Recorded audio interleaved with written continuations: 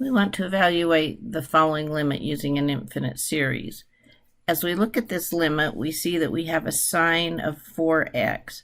So I'm going to use the Taylor series centered at 0 for that sine 4x, and I've got the Taylor series below. This is for x. So we need to use this but replace the x with 4x.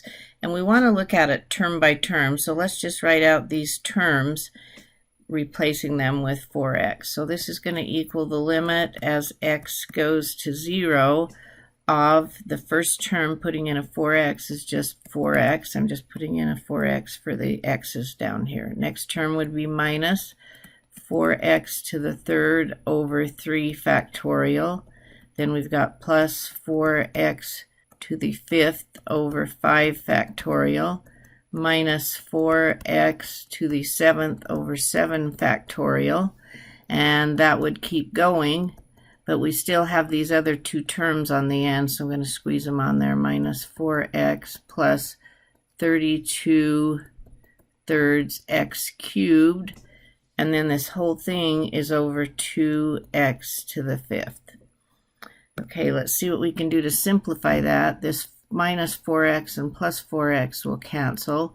And if we look at this term and simplify it, it is 4 to the third, which is 64. X to the third, 3 factorial is 6, and it's negative.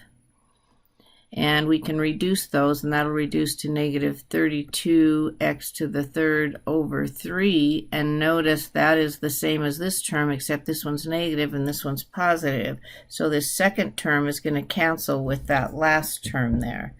Now let's go down below and write out what we have left. So we've got the limit as x goes to 0 of, looks like this is 4 to the fifth, x to the fifth, over 5 factorial, minus 4 to the 7th, x to the 7th, over 7 factorial, and then that keeps going, and that is divided by 2x to the 5th.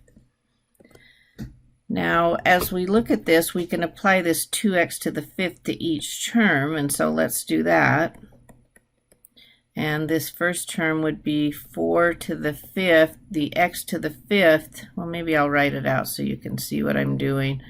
I'm going to apply that 2x to the 5th to each term. This next term would be 4 to the 7th, x to the 7th over 7 factorial, and then 2x to the 5th, and that series keeps going.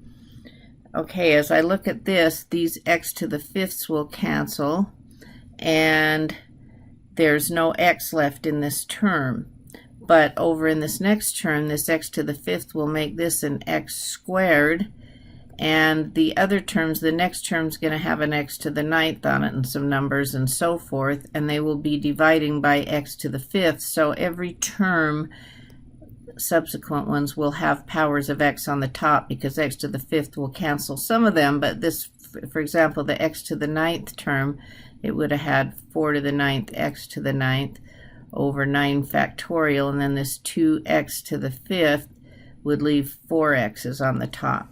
So as we apply the limit, all of the terms except this first one are going to have powers of x on them, and so as x goes to 0, that'll go to 0, that'll go to 0, and all the rest of the terms will go to 0. So the only thing we have left is this term that did not go to 0, so let's go ahead and figure out what that is, try and simplify that.